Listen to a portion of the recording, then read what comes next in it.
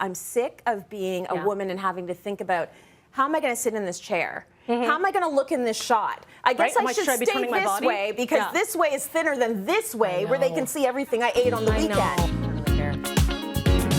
All right, we are wrapping up the show, and I have grabbed Melanie Ng from Breakfast Television to watch me put on fake nails. And learn how, because you're so good at it. Listen, this morning was a morning that Mel will understand as a mom. It all started wrong. I wanted do-over. I was late, had to get the kids out the door for a track meet, feed the dog. He had a sick stomach, threw up, took him for a walk, oh my gosh. And so then got home and came to work without my makeup kit or anything. Had to go back home and get it. And so I'm behind. You're good. But we're okay because we're going to have a conversation about something that happened with you recently. Yeah.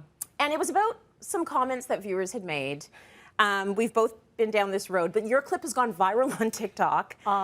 Yes. And I think for good reason. I think a lot of people can relate. So, let's end the suspense. Tell us what happened that led to this viral clip. Okay, so here's what happened. It was on a Friday afternoon. Talia, who's our digital producer, is amazing and really cute with little TikToks. She's awesome. She's awesome. So we did Telephone, Lady Gaga, Beyonce, right? And so each on-air person at BT had a chance to strut their stuff, do their thing.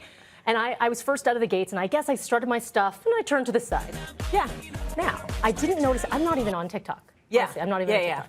I'm struggling on TikTok. Right? I have 6 posts. I don't understand how to do it. But it's fine. It's fine. And bless Tal, she's amazing. Put it up there.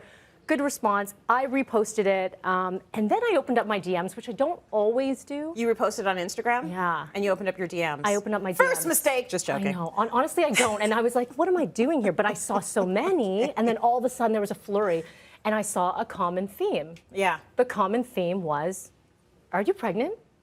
Do you have a secret to share?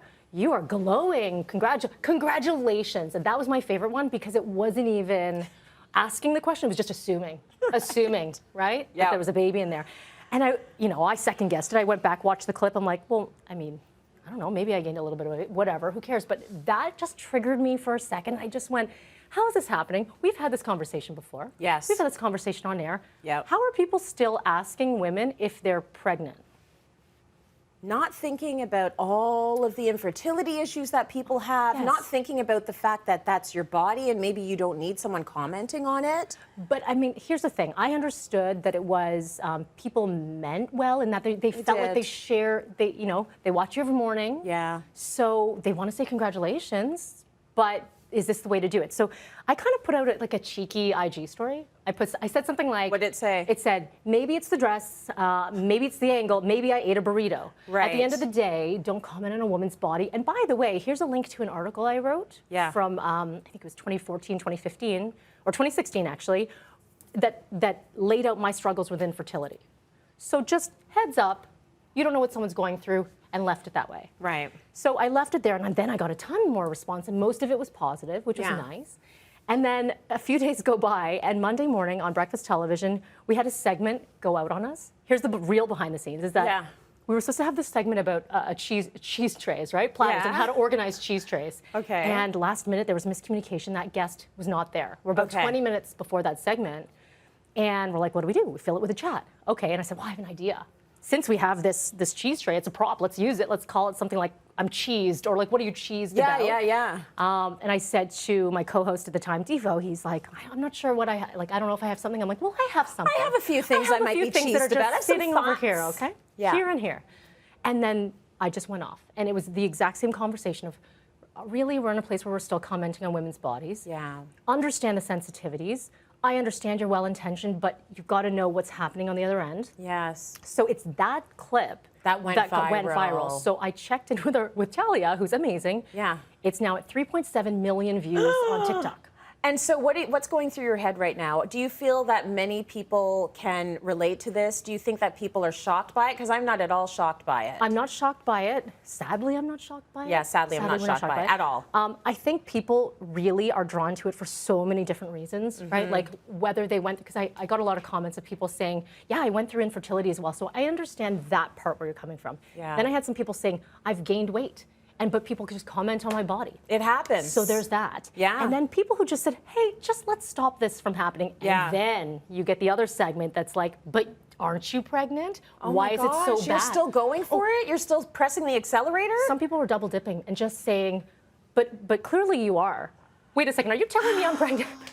Here's the thing. I think I'd know. We started I think I'd Cityline Reel on Cityline specifically to deal with the issue of pause, take a beat for a second before you comment. Yes. Just anything. Like, take a beat and think about it, because something's happening when someone goes through a screen. There's something happening. There's a disconnect. There's a lack of empathy. Studies have been done. And we see that. And so I do see both sides of it. I see that people feel very close to you. You're on breakfast television. It's you know, much like Cityline, it's you guys are being real with people. Yes, and I love that. And so they feel that they've got, you know, this sort of proximity to you, and they can say the things that they want to say as they would to someone they love. Right. The problem is we really have to think about all the things that could be happening before we comment. I've basically been run off Twitter because of the comments about my weight.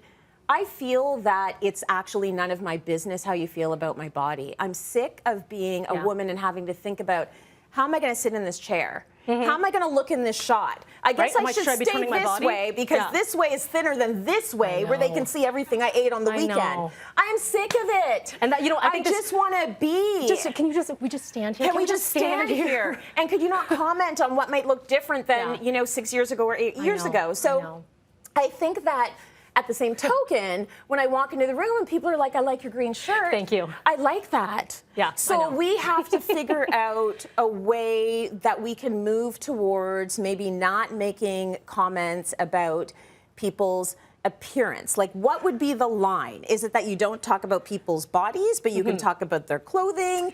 Are there compliments that you feel you get from people that make you feel even better than people talking about your looks? Because for me, when someone says, oh my gosh, I saw your kids today, they look both ways before they cross the street, they're doing great. Yay! I love that. Yeah. Tell me about my kids. Tell me about my kids. Or if you say something like, oh my God, oh, here's a good one. I was in Chinatown the other day waiting for my daughter. She went into because we live near there, she went into a store to get a snack, and I'm hanging onto her bike, and a woman walked by with a yoga mat. I remember it so specifically because it meant so much to me. Yes. She said, hey, are you Tracy Moore? And I said, yeah. And she goes, you put good things out into the world. Keep going. Wow. Better than your boobs look good. Better than your waist is snatched. Better than look at your muscular thighs. She said, you put good things into the world. Keep going. She didn't even stop. She's just like, just wanted to drop that nugget, and she kept going. Like, could we say things like that to each other maybe instead? I think we can, but here's the thing, you really have to stop and think about how it comes out, right? Yes. And do you always have that? Because in that moment, I want to say, love your green top. So do I. And I feel like you can say, I love your green top. Yes. But maybe just not like, hey, have you been eating too many burgers? Like, that's the stuff that's going to bother me. No, I get that. But what compliments make you feel good? Okay, so yes, when someone says my son was, oh, I loved this one. Tell me about my kids. So I had a mom friend who was volunteering in the school, and his birthday was coming up. She said, what do you want for your birthday? And he said, oh, no. My mommy says I'm not allowed to have presents this year because I said he just got spoiled. He just got a ton. And she's like, well, no, you're going to get presents. He said, nope. My mom says that I need to donate this and I need to do this, so I'm sorry, but I can't accept a present. Oh! So she came to me and said, your son is so good little polite. boy. Well, then the next day he got in a little fight. So anyway, that day was he good. Was good in that it was good in that moment. And I thought, okay, that is a win because that is speaking to me as a mom and me teaching. Okay, so I get that. I think the compliments I like for what I do when people write to me and just say things like, that story made me think. Okay, that's a good one. Right, the story you put out there made me think or made me change my ways in X, Y, or Z, right? That's huge. That's huge for me because then that speaks to what I am putting out into the world. That's right. Same as you. Counts for so much. I just want to leave a couple more options because I don't want to leave people thinking, well, what the heck do I do now? Yeah. I appreciate having you in my life. These are non-physical compliments. You make me feel comfortable to be myself. I love that one. Your kindness and care for others is beautiful. I love the way your mind works. It's refreshing.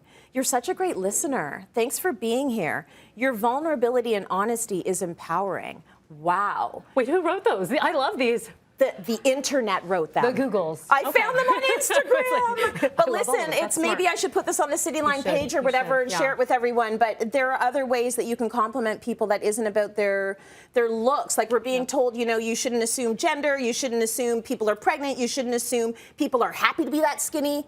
People might have lost a lot of weight because they have a health problem. So maybe they don't want to hear, man, you look gorgeous today. So let's just try and move away from that. But you can still tell me like the green top. Okay, I got to wrap up this segment. It's after the show. Do the nails. The nails. Okay, so I will do them for you during the break. But thanks for hanging out with us on After the Show.